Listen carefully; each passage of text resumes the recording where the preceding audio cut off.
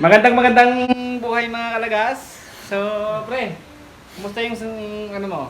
Yung araw mo today? Naayos nga ako pag-ampun eh. Maayos yung forma ko ngayon. Ayos. Pre, yung araw mo, anong balita? Ganda naman. Sisimba tayo ngayon, pre. Yun! Nice Sunday. Happy 1 week! Happy 1 week. Happy Sunday sa mga viewers natin dyan. Shout out sa asawa ko at sa baby Sebastian namin. Sa asawa kong si Rodilyn. Yun, shout out sa family ko, Justin and Carmel Jane.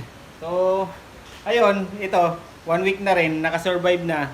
Pero ang ano talaga namin dito, kasi... Masisira na ng ulo, pre. Ha? Masisira na ng ulo. Masisiraan na ng ulo. Pero ang pinaka-highlight talaga kasi si Sir, nagkaroon na ng tahanan. Kasi dati talaga, Lago.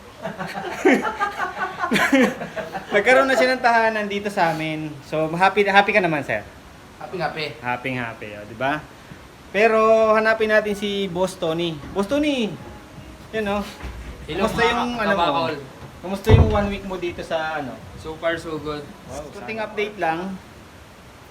Bakit nga ba kami busy-busyhan lagi? So today, Sunday. Oy, yung mga kakilala ko dyan. Pag Sunday, nagiinuman kayo. Magsimba kayo. Magsisimba yung mga tropa para sa ano, blessing. 1 week natin. 1 week in Croatia. So, yun lang. Yung update.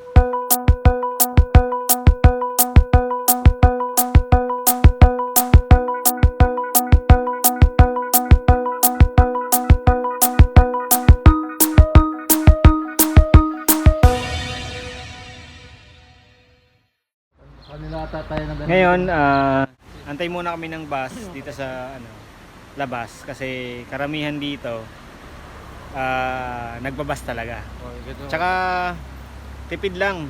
Ito yung card na ginagamit namin good for 1 month na. So 56, napaka-tipid dito. 55 euro.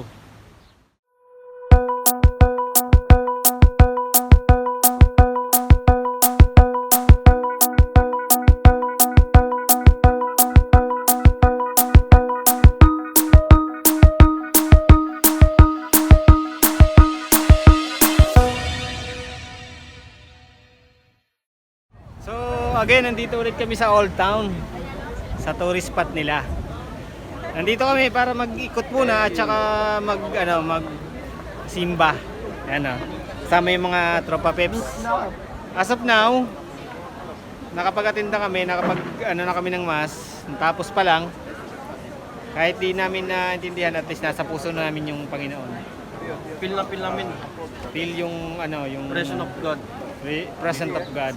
So, ano bang dapat natin gawin? Ano man gagawin natin ngayon? Wala na, ikot-ikot na lang. Wala, mag-iikot-ikot na lang kami. Itutour namin Si kayo Tonyo. sa ano. Itutour kayo namin kayo dito sa pinag-shootingan ng Game of Thrones. Yun oh! Pit, malo. Pre, Ako naman. ikot ka. Ikot ka pre, kasi ikot-ikot ka lang eh. Gago.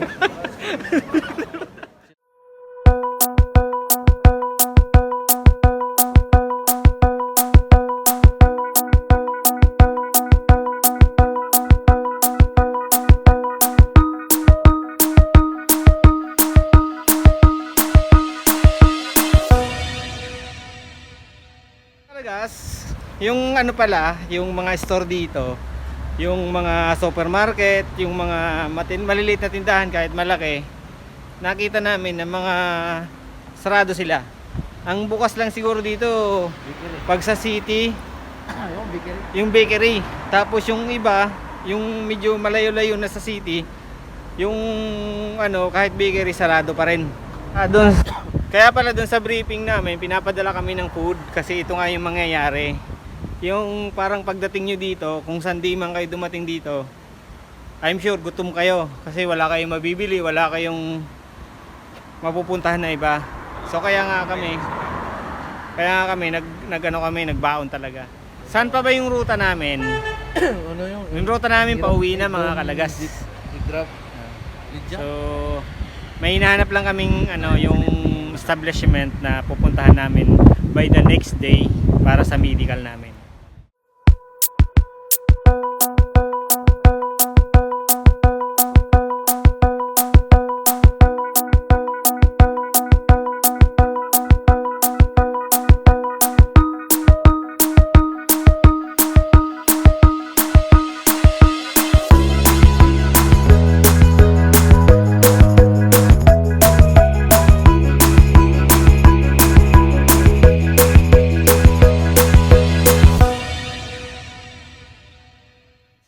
are here. Dito na nga kami sa bahay. Pero kulang na kami ng dalawa kasi pinakain namin sa baboy. Kaming tatlo lang yun, mga pugi lang yung mga kasama ko.